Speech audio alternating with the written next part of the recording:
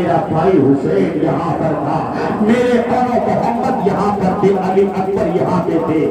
ساری یادیں سیدہ زینب کی نگاہوں کے سامنے آ گئی. سیدہ زینب نے کہا چلو آخری مرتبہ ہم ان کے دیدار کر کے الوداع کر کے وہاں سے رخصت ہو جائے. اس طرح سے پھر سیدہ زینب پورے قافلے کو لے کر کے کربلا کے میدان میں اس سفر کو آئی. اس طرح سے یہ 40واں دن تھا ان لوگوں کے شہید ہوئے. پھر ایک قبر کے پاس قبروں کے پاس گئی اور انہیں الوداع کی. پھر امام حسین کے قبر کے پاس جب گئی ہے، امام حسین کے قبر کے پاس گئی ہے، پھر آپ چیخ و پکار کرنے لگی کہ بھیا آپ نے مجھے کس کے سہارے چھوڑ دیا ہے، آپ نے مجھے کس کے سہارے حوالہ کیا ہے. اس طرح سے پھر یہ قافلہ وہاں سے آگے بڑھنے لگا، آگے بڑھنے لگا. بڑھتے بڑھتے یہ قافلہ جب مدینہ پہنچا ہے، مدینے والوں کو جب معلوم ہوا ہے کہ نبی کے گھر والے چلے آ رہے ہیں، اس وقت ام سلمہ جس کو اللہ کے نبی نے وہ مٹی دیا تھا کربلا کی، اور نبی نے ارشاد فرمایا تھا اے ام سلمہ سنو، جب یہ مٹی لال اور سرخ ہو جائے تو سمجھ جانا میرا بیٹا حسین کربلا کے میدان میں شہید کر دیا گیا. حضرت ام سلمہ اس مٹی کو دیکھتی رہتی ہے. جب یہ قافلہ مدینہ پہنچا ہے، ام سلمہ نے جب تاریخ پوچھا تو اسی دن وہ مٹی لال ہو گئی تھی جس دن امام حسین کربلا کے میدان میں شہید کیے گئے تھے. اس طرح سے جب یہ قافلہ مدینہ پہنچا ہے، مدینے والوں نے بڑے والہانہ انداز میں استقبال کیا ہے. مگر یہ پہلے گھر نہیں گئے. امام حسین نے کہا تھا بیٹا زین العابدین جب تم مدینہ پہنچ جاؤ تو سب سے پہلے نانا جان کی بارگاہ میں پہنچنا، رسول اعظم کی بارگاہ میں پہنچنا، آقا کریم کی بارگاہ میں پہنچنا اور مکمل داستان غم سنانا. حضرت زین العابدین مصطفیٰ کے روضے کے پاس پہنچے اور داستان غم سنایا کہ ایسا ایسا کیا گیا تھا، ایسا ایسا ہوا. تو ساروں قطار حضرت زین العابدین رو رہے ہیں. پورے مدینے والوں کے پاس یہ خبر پہنچی ہے، سبوں نے تعزیت کیا اور ایک ایک کر کے سب تعزیت کرنے کے لیے آ رہے ہیں. ایک ایک کر کے سب محبت سے پیش آتے ہوئے یاد رکھنا امام حسین کی شہادت کرنے شہید ہو جانے کے بعد یزید نے کوئی اچھا کام ایسا نہیں کہ شہید کر لیا اب وہ اچھا ہو گیا، یہ کر لیا وہ کر لیا، نہیں بلکہ اب اس کی بدتمیزی اور بڑھ گئی. شراب نوشی عام ہو گئی، زناکاری عام ہو گئی، سوتے کی ماؤں کے ساتھ نکاح کرنا عام ہو گیا، اپنی پھوپھیوں کے ساتھ نکاح کرنا عام ہو گیا. اس طرح سے زنا کی کثرت ہونے لگی، بے حیائی بڑھنے لگی، اتنی بڑھنے لگی کہ ہمیشہ رقص و سرود کی محفلیں وہ بنانے لگا، ہمیشہ اس طرح کا کام کرنے لگا. جب مدینے والوں کو حجاز مقدس کو مکہ اور مدینہ والوں کو معلوم ہوا کہ یزید نے شریعت کو پامال کر دیا ہے، شریعت کو اور برباد کرنے کی مکمل کوشش کی ہے، اب مدینہ اور مکہ والوں نے اس کی بیعت کو توڑنا شروع کر دیا، اس کی بیعت کو توڑنا شروع کیا. جب یزید کو معلوم ہوا کہ مدینہ والے ہماری بیعت کو توڑ رہے ہیں، اس نے مسلم بن عقبہ کو 20,000 کا لشکر دے کر کے مدینہ بھیجا اور کہا سنو، جو ہماری موافقت کرے تب تو اسے چھوڑ دینا، اور جو ہماری مخالفت کرے اور یہ کہا کہ تمہیں یزید کی بیعت کرنا ہے، اگر وہ کہے قرآن و سنت کے طور پہ ہم بیعت کرتے ہیں تو اس کی گردن مار دینا، اور اگر کہے کہ ہاں یزید کی ہاں میں ہاں ملانے کے لیے میں بیعت کرتا ہوں تو اسے چھوڑ دینا. مسلم بن عقبہ کو 20,000 کا لشکر دے کر کے مدینہ بھیجا ہے. ان 20,000 لشکروں نے ایسا طوفان بدتمیزی بنایا ہے، 3 دن کے لیے حرم مدینہ کو حلال کر دیا ہے.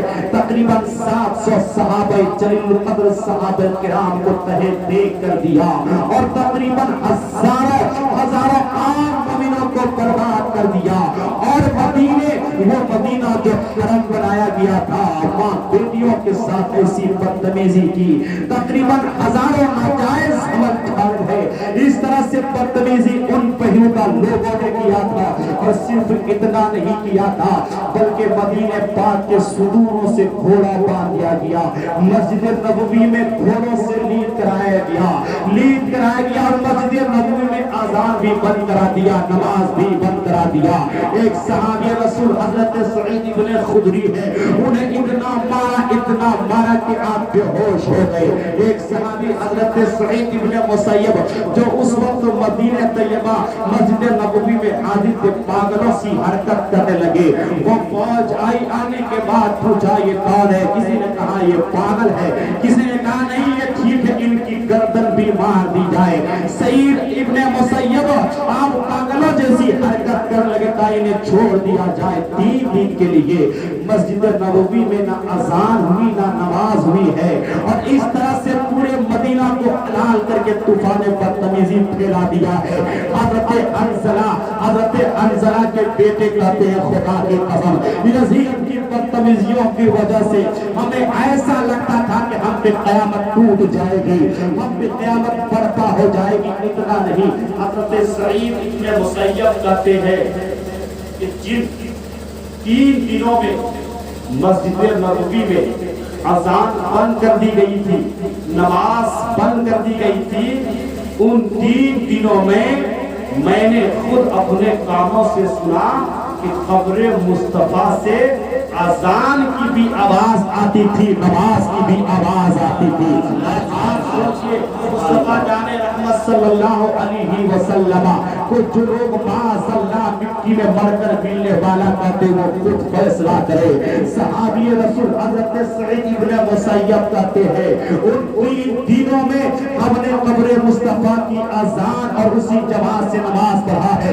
تبھی تو عشق امام احمد رضا خان فاضل بریلوی فرماتے ہیں یا رسول اللہ تو زندہ ہے واللہ، تو زندہ ہے واللہ، تو زندہ ہے واللہ، تو زندہ ہے واللہ، میرے چشمے آرام سے چھپ جانے والے۔ اس طرح سے مدینہ کے اندر یہ بدتمیزی یزید کے فوجوں نے کیا ہے، یزید کے فوجوں نے اس طرح سے مدینہ کی حرمت کو قربان کیا، مدینہ کی حرمت کو برباد کیا۔ جب وہاں سے پتا چلا کہ مکہ والوں نے بھی یزید کی بیعت کو توڑنا شروع کر دیا، یزید نے مسلم بن عقبہ کو حکم دیا جا 21,000 کا لشکر لے کر کے 20,000 کا لشکر لے کر کے مکہ پہنچ جاؤ۔ اب یہ قافلہ مکہ پہنچا ہے، اب یہاں کا کیا ہے مسجد حرام کے اندر گھوڑے باندھے گئے، لید کرائے گئے، مسجد حرام کے ستونوں کو توڑا گیا، خلاف کعبہ میں آگ لگا دی گئی، خلاف کعبہ مقدسہ پر پتھر برسائے گئے۔ اس طرح سے تقریباً کئی روز تک خانہ کعبہ بغیر خلاف کے برہنا رہا۔ اتنا پر بس نہیں کیا بلکہ مکہ میں بھی جو یزید کے ہاتھ پہ نہیں ملا تھا اس کی گردن اڑا دی جاتی، جو ہاتھ پہ ملا تھا اسے باقی رکھ دیا جاتا۔ اس طرح سے اگر کوئی کہتا کہ میں یزید کے ہاتھ پہ میں نہیں بلکہ قرآن جو کہے، نبی کی سنت جو کہے، میں اسی پہ عمل کرنے کے لیے تیار ہوں، تو اس کی گردن مار دی جاتی۔ اس طرح سے خانہ کعبہ پہ حملہ ہوا، مسجد حرام پہ حملہ ہوا، اتنی بے حرمتی کی گئی۔ اتنے دنوں میں جب اس کی یہ فوج کعبہ پہ اور مکہ پہ حملہ کر رہی تھی، خبر آئی کہ یزید ملعون مر چکا ہے، جو ہی پتہ چلا کہ یزید ملعون مر گیا ہے، مکہ والوں نے خروج کیا اور حضرت عبداللہ ابن زبیر نے آج پر بیعت کر لی۔ حضرت عبداللہ ابن زبیر کو اپنا امیر، اپنا بادشاہ مان لیا۔ یاد رکھیں میں کہنا یہ چاہتا ہوں، جو ہی یزید پلید مرا ہے، ایسا کوڑ پن کی بیماری میں یہ مرا ہے، یزید کے بعد اس کا بیٹا معاویہ بن یزید کو لوگوں نے کہا آپ بادشاہ بنیے، چونکہ یہ نیک اور متقی انسان تھا، یہ پرہیزگار تھا۔ اس نے کہا خدا کی قسم جس تخت کو حاصل کرنے میں نبی کے آل کا خون بہا ہے، جس تخت को हासिल करने में नबी के घर वालों को सताया गया हो, जिस तख्त को हासिल करने में नबी के घर वालों को तड़पा के शहीद किया गया हो, मैं उस तख्त पर कभी बैठ नहीं सकता। इस तख्त से खूने मुस्तफा की बू आती है, नबी के घर वालों के खून की बू आती है, मैं कभी भी इस तख्त पर बैठ नहीं सकता। इस तरह से मुआविया बिन यजीद को लोगों ने जिद किया कि आप बादशाह बन जाए, उसने कहा नहीं, मैं बादशाह नहीं बन सकता, मैं बादशाह नहीं बनूंगा। अपने घर गए और 40 दिन के बाद घर से लाश निकलती है। इस तरह से मुआविया बिन यजीद की लाश निकल गई, मगर उस तख्त पे बैठने के लिए तैयार नहीं है। आइए मैं कहना चाहता हूँ, तकरीबन 3 साल तक यजीद ने हुकूमत की, लेकिन उसी अरसे में जब से इमाम हुसैन को शहीद किया था, कभी वो चैन सुकून से नहीं रहा, कभी आराम से नहीं रहा, कभी आराम से नहीं रहा, बल्कि अबू कूफा के अंदर भी, मक्का मदीना के अंदर भी शुहदाए करबला के कातिलों के खिलाफ आवाज उठने लगी कि उन कातिलों का बदला लिया जाए। मुख्तार बिन अबी उवैस सक़फ़ी शख्स निकलता, कहा जिन लोगों ने नबी के घर वालों को शहीद किया था किसी को छोड़ा नहीं जाएगा। वो उठने के बाद कहा चलो कौन हमारा साथ देता है नबी के घर वालों का खून का बदला लेने के लिए। जब ये नाम लिया है, बहुत सारे लोग साथ होते थे, एक कारवां बन गया, एक काफिला बन गया, और इस तरह से मुख्तार सक़फ़ी का काफिला बहुत मजबूत हो गया और पता करने लगा कौन है जिन लोगों ने करबला के मैदान में शिरकत किया। एक एक करके चुन चुन के मारा जाने लगा। वो शख्स जिसने हजरत अली असगर पर तीर बरसाया था, उनको हजरत अली असगर पर तीर की जो बौछार किया था, उसे ऐसी प्यास की बीमारी लगी कि वो प्यास करता जाता था। लोग उसे कितना पानी पिलाते, उसकी प्यास नहीं बुझती थी। अलबत्ता लास्ट में उसका पेट फटा और मर जाता है। इस तरह से हजरत मुख्तार सक़फ़ी एक एक करके चुन चुन के मारता है। आज शिमरलई जिसने इमाम हुसैन का सर तन से अलग किया था, हफ्स उसका बेटा मुख्तार सक़फ़ी के दरबार में बैठा था, उसने कहा आज मैं ऐसे शख्स को मारूंगा जिस शख्स ने नबी की आल के साथ ये बदतमीजी की है। इतने में शिमरलई को लाया जाता है, हुक्म दिया जाता है उसको वैसे ही तड़पा के मार जिस तरह इमाम हुसैन को शहीद किया था। उसका बेटा हफ्स मुख्तार सक़फ़ी के दरबार में बैठा था, कहा ये मेरा बाप है। हज़रत मुख्तार सक़फ़ी कहता अगर तुझे तेरे बाप पे रहम आता है, उस दिन रहम नहीं आया जिस दिन नबी के नवासे के सर को उसने अलग किया था। क्या तुझे उस दिन शर्म नहीं आई? अगर नहीं आई लो तो तेरी गर्दन में उड़ा देता हो। और सुनो, तेरे बाप का सर हुसैन के बदले में और तेरा सर उड़ा रहा हो अली अकबर के बदले में। लेकिन याद रखना ये तब भी मुकाबला नहीं हो सकता है। लेकिन इस तरह से तुम्हारे साथ ऐसा सलूक किया जाएगा, इस तरह से जितने लोग भी करबला के मैदान में इमाम हुसैन के मुकाबले में शरीक थे, या तो कोई कोड़पन की बीमारी में मरा है, कोई अंधा होकर के मरा है, कोई फालिज होकर के मरा है, किसी को सहर, किसी को ऐसा जहरीले सांप ने डसा है वो मारा है। और जो लोग पहले मर चुके थे, मुख्तार सक़फ़ी ने उसकी कब्र की निशानदेही करके उसकी कब्र को खोदा, उसकी कब्र की हड्डियों में आग लगा दिया है। यजीद की कब्र को जब खोदा गया तो क्या देखा कि उसकी कब्र में पहले से आग लगी हुई है, अस्तहा उसे नस रहा है। यही तो नबी ने इरशाद फरमाया था कि यजीद को आधे जहन्नमियों का अज़ाब दिया जाएगा। इस तरह से यजीद को ये अज़ाब दिया जा रहा है तो दुनिया का अज़ाब है, आखिरत का अज़ाब क्या होगा?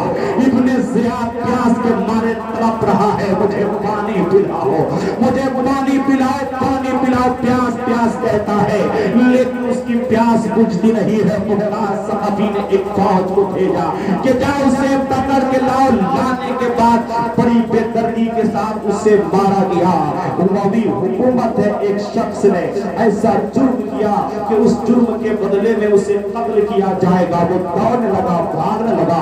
हजरत ज़ैनुल आबिदीन जिनकी निगाहों के सामने करबला के वो सारे मंजर थे, हजरत ज़ैनुल आबिदीन करबला के बाद कभी हंसे नहीं, कभी आप मुस्कुराए नहीं, कभी आपने ठंडा पानी नहीं पिया। वो आदमी दौड़ने लगा, कहा मुझे अमान चाहिए, मुझे सुकून चाहिए। किसी ने कहा अगर तुम्हें सुकून चाहिए तो जाओ, तलाश जगह पे एक शख्स रहता है, वो तुम्हें सुकून देगा। वो दौड़ते दौड़ते वहां पहुंचा। जब वो पहुंचा है, हजरत ज़ैनुल आबिदीन ने उसे अच्छे कपड़े दिए, खाना दिया, पानी दिया। कहा मुझे पानी पिलाओ, पानी पिलाया। एक गिलास और पिलाओ, और पिलाया है। इस तरह हजरत इमाम ज़ैनुल आबिदीन ने उसे पानी पिलाया है। कहा मेरे खिलाफ साजिश चल रही है, मुझे मारा जाएगा, आप मुझे सुकून दीजिए। हजरत ज़ैनुल आबिदीन ने 3 दिन तक उसे अपना मेहमान बना के रखा। जब जाने का वक्त आ गया, वो जा रहा है मगर कदम उसके बढ़ने के लिए तैयार नहीं है।